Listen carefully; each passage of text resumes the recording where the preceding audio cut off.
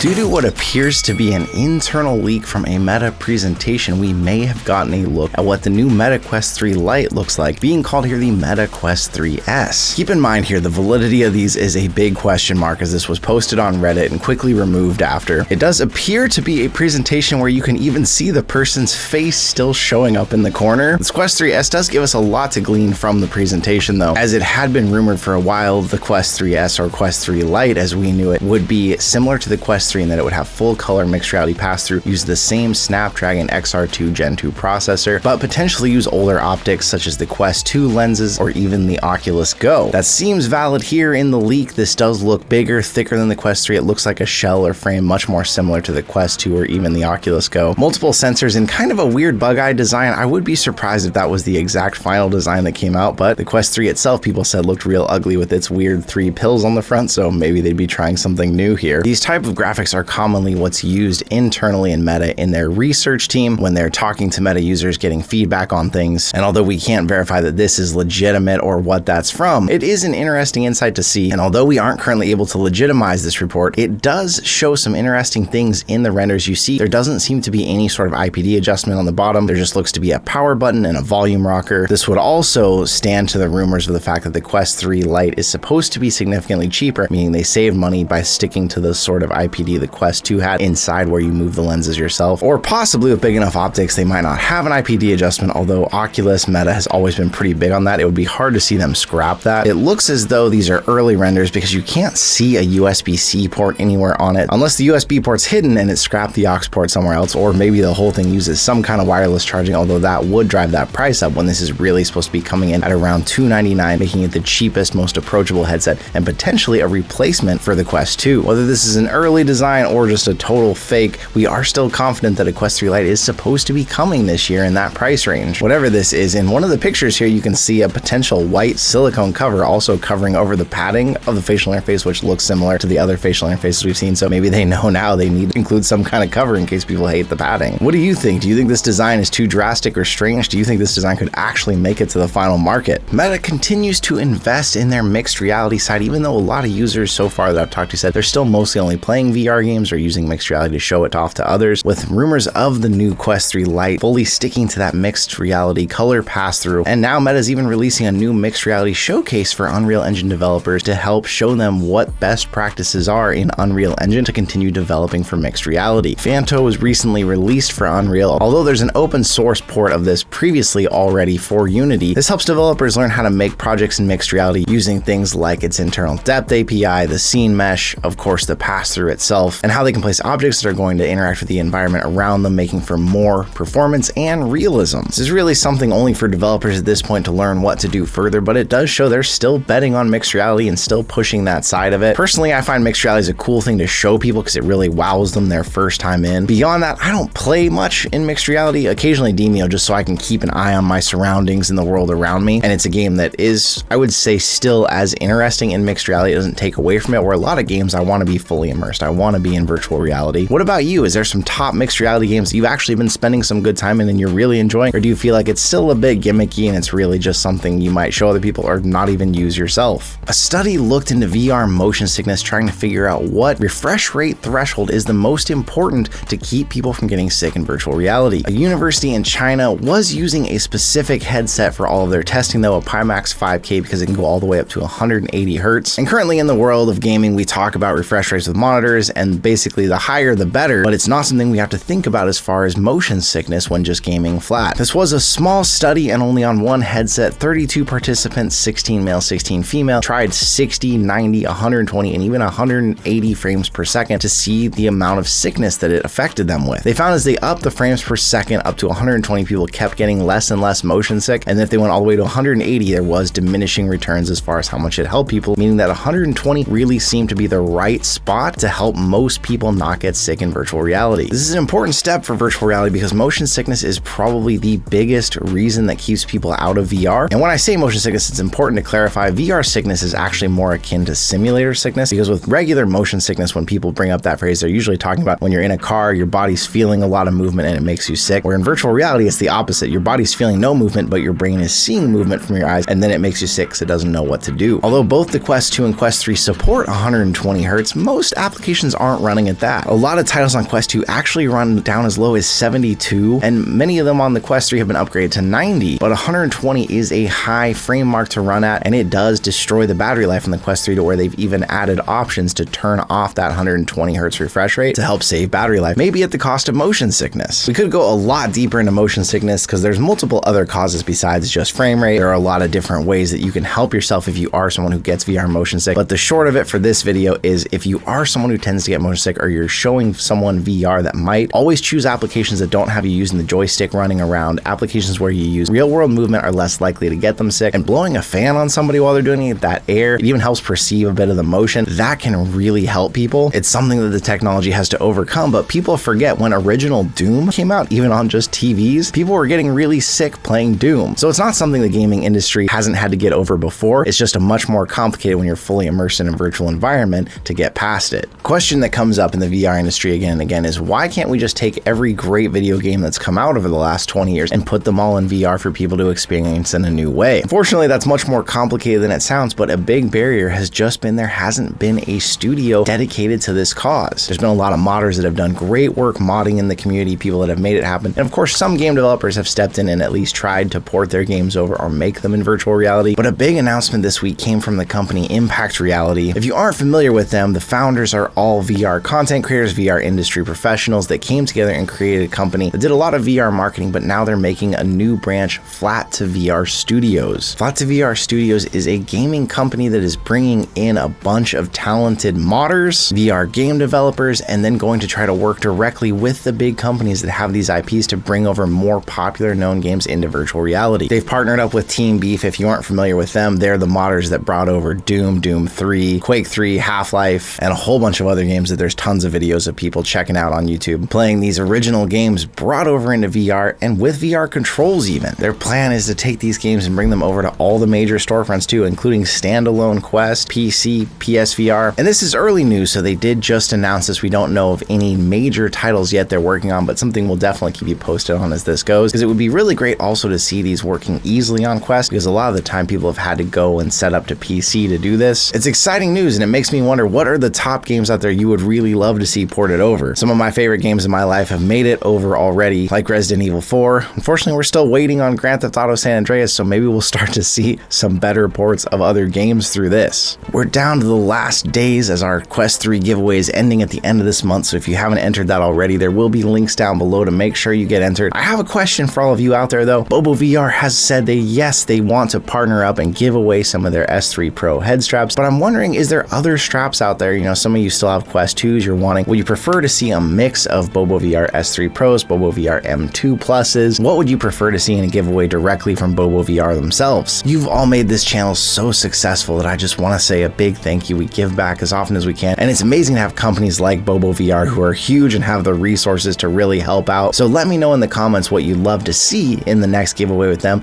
and as we're announcing more news about some more products that are coming hopefully soon, we'll definitely be setting up those giveaways and giving them to all of you out there. One thing that we've never really seen with the Quest lineup is what we used to see with the Wii, which was a lot of first-party accessories that worked in different ways to allow you to play different games. We've seen good third-party support, but games like Piano Vision that actually let you bring in real-world keyboards into virtual reality or mixed reality and then work with the headset are becoming a bit more common. Now Cycle Bar is actually bringing a VR indoor cycling experience through their Exponential Plus XR app that would allow you to use your Quest 3 with a physical training bike of your own, but riding through a virtual environment. We had seen on Exponential Plus before different workouts that allow you to have mixed reality studio in your home where a trainer comes in to show you what they're doing, but they're now trying to take this to at-home cycling, whether that's fully virtual or allowing you to turn your home into a mixed reality cycling studio. I personally appreciate this style instead of it being you have to buy a specific keyboard to play Piano Vision with or a specific bike to do this with, being able to bring in your real world one, although of course that does mean some mixed results of how well things work together, but it also means you feel like an early adopter a lot of times when you take these on, and where something like the Exponential Plus app currently only has about a 3.2 rating on the Quest store, with people saying it just feels like you're working out to a YouTube video, people saying you have to get signed up and they don't want to do that, but other people saying it's really great. It's a great start for working out. I've found that apps like Supernatural or Lightboxer are apps that will get you back in virtual reality daily and get you working out a lot more, although their long-term benefits are still a bit to be proven versus conventional working out, of course, but it is a much more fun way for a lot of people who really don't love going to the gym. It's really exciting to see what's going on in the world world of VR, talking about it more and more as it spreads further. What's got you interested in it out there, and what's got you playing it the most? I'm always curious to hear where you're spending your time. I'm actually hoping to get into Cube today, however you pronounce that, on PSVR 2, because people are saying it is just one of the best looking games on the PSVR 2,